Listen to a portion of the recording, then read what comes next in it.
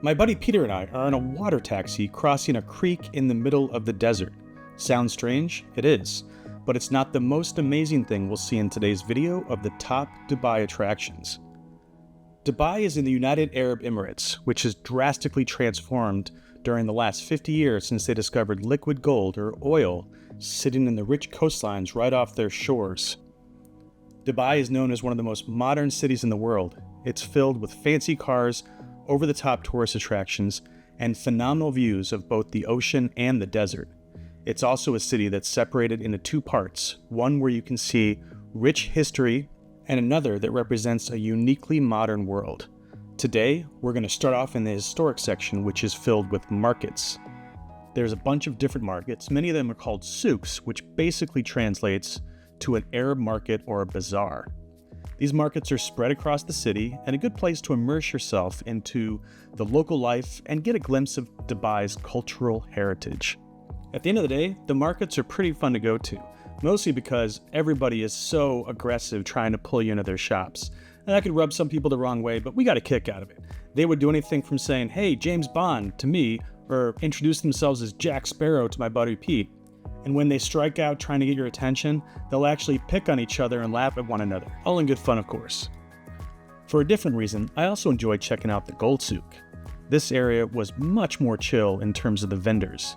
They let the variety of their products speak for themselves. To my naive eyes, it seemed like we were surrounded by shops with museum-quality gold items. Plus, all the items in this market are tax-free.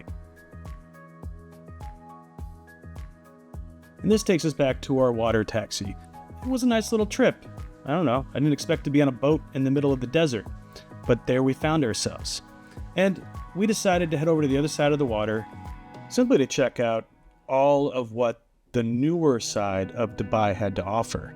But before we got to the big city, we reached an area called Al Saif Dubai.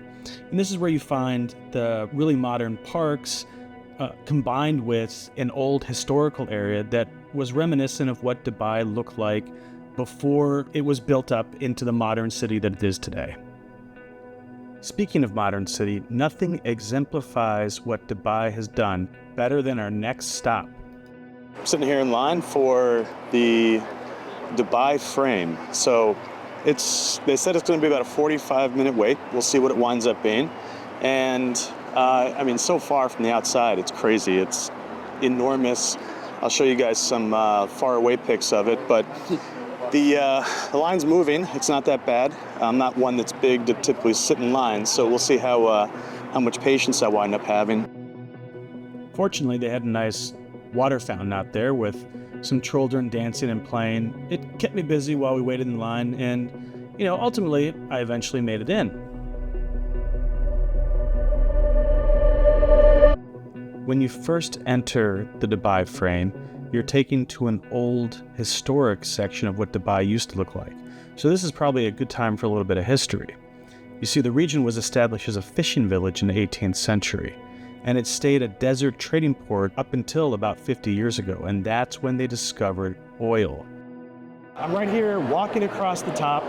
One of the cool things about walking across the top is they have these glass pieces right at your feet, and as you walk on them, they actually change from white, so you can't see through, to pure glass. And all of a sudden, you find yourself looking down through your feet at the bottom, which is a long, long drop. Now, why do they call this the Dubai frame? Why did they make it? So a little bit of research tells me that, well, at the end of the day, you have two sides of Dubai. You have the new Dubai, the Dubai that is big buildings, tourist attractions. It's kind of like Texas. In Dubai, everything is bigger. They have the tallest building, and they have the largest everything. Through the frame towards the other way, you see old Dubai, you see the old ways, you see smaller buildings. They call it the frame because the frame shows, depending on which side you look through, old Dubai or new Dubai. And that's the whole intent of it, showing the old on the other side of the new through the frame. It's just two different aspects of Dubai, and it's quite interesting. So this Dubai frame has a huge meaning to the people of Dubai and to the international world who comes here and visits it. Finishing up the top, I decided to head down the elevator to the bottom. And what I found was a vision for what Dubai wants to be. They had aircraft delivering packages, they had underwater caverns, they had flying drones, they had robots that were dancing and playing and helping out around the house. It was all pretty incredible. They want Dubai to be something special. Ends with them in space looking what colonizes Mars. So it's, it's a big ambition. I think they've started here in Dubai, and we'll see where it takes them, right? After exploring the city all day, I was ready to take a much needed break. So we headed off to the Aura Sky Pool, which is the world's highest 360-degree infinity pool.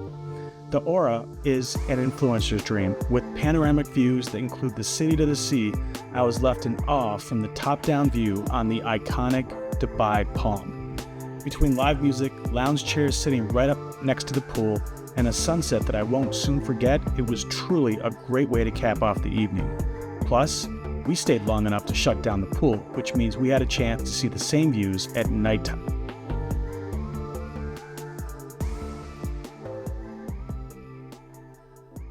Here we are at the Burj Khalifa, and we're in line. It looks like it's going to take, I don't know, what do you think, 45 minutes from here? 30, I guess. 30 minutes from this spot. We've already gone through tons of hallways.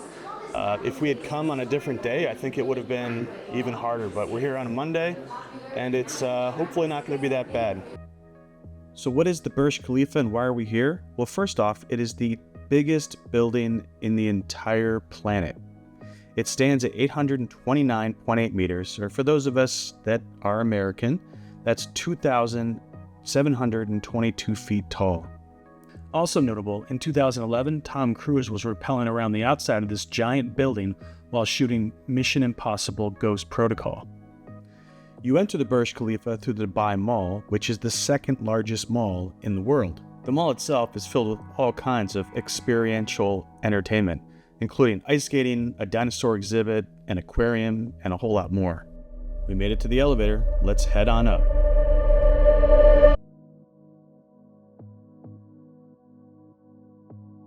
Well, here we are at the observation tower, and we're pretty high. You can see all the other buildings just dwarfed below us, and this is kind of it's really small actually.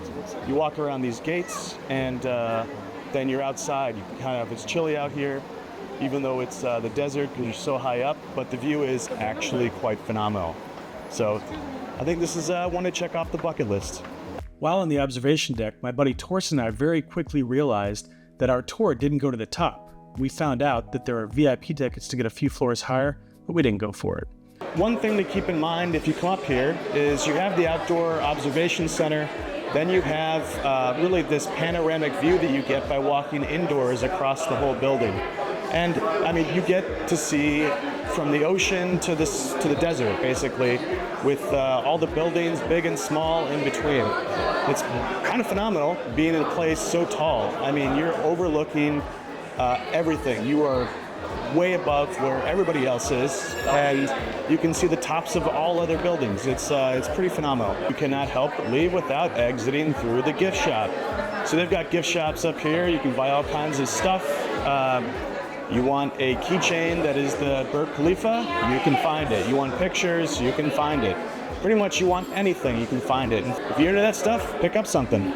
One thing to remember is as you're coming up to this spot, go ahead and buy tickets in advance. We booked them online, which made it much, much easier. We skipped a huge portion of the line of people that just showed up trying to get in. If you're on a weekend trip, it's going to be really, really busy to get up here. So book your tickets. It was super simple. I downloaded them to my phone as a PDF, and we just walked right up to the front. So anyway, those are my tips. Enjoy it, have fun, and we'll see you at the next spot.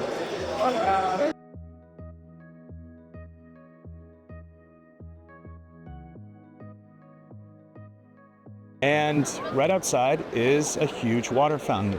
This is the Dubai fountain, right? And what's interesting is this fountain was designed by the same person who made the one outside the Bellagio in Las Vegas.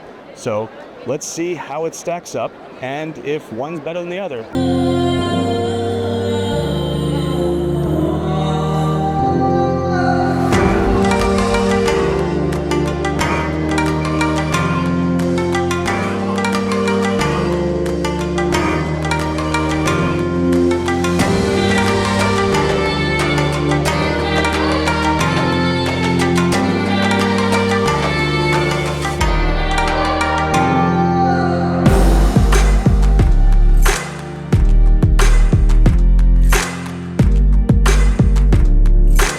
And I wanted to share just a little bit more about Dubai.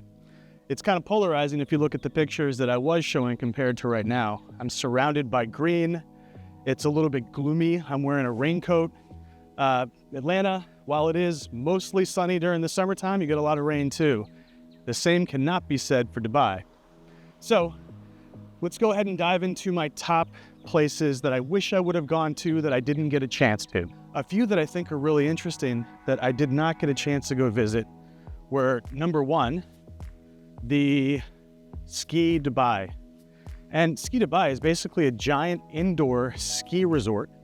It looks like a hill. They have penguins there. They have a chairlift. You can actually ski. And it looked really cool. Problem for me was I had just been to Austria, the Austrian Alps, the week before, so I skipped it. The next place on my list, which I would love to go back to candidly, was the Museum of the Future. Now, the Museum of the Future is one of the most interesting looking buildings from the outside. And evidently when you get inside, it's all about, keeping with the theme of how Dubai wants to be the most modern city, very futuristic exhibits. And I think next time I go to Dubai, that's probably the first place I'll go. Now, I will note that the reason I didn't go to there wasn't because of time. I couldn't get tickets. Up to 2 days beforehand, before I went down there, I tried to buy tickets online and they just weren't available. So what I would say is if you're heading to Dubai and you want to see the Museum of the Future, which would be great for kids hey, I'm a big kid and adult, I'd say try to buy tickets way, way far in advance if you can, and you can book them on the line. Next on my list is Deep Dive Dubai. Now, I gotta be honest, as somebody who just got scuba certified, this one was super appealing to me.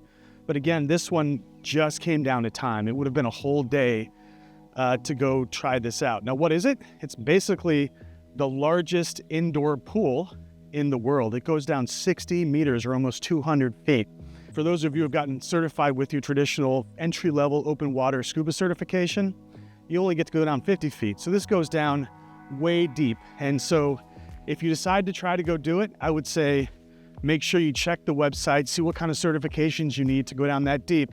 But the place is incredible. It is maybe one of the most beautiful scuba places you can probably do, and obviously super unique. From a water standpoint, gosh, we saw a lot of water in our video today, didn't we?